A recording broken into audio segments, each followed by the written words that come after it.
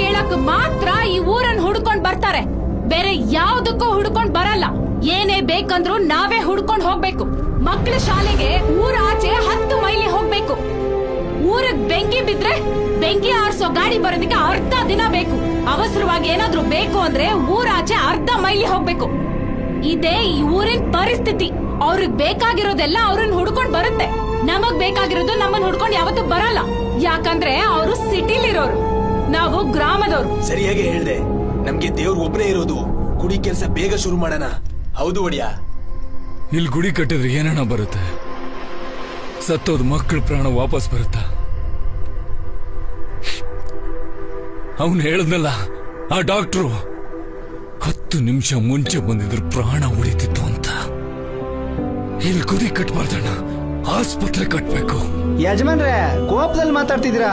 ದೇವಸ್ಥಾನ ಬೇಕಾದ್ರೆ ಕಟ್ಬಿಡ್ಬೋದು.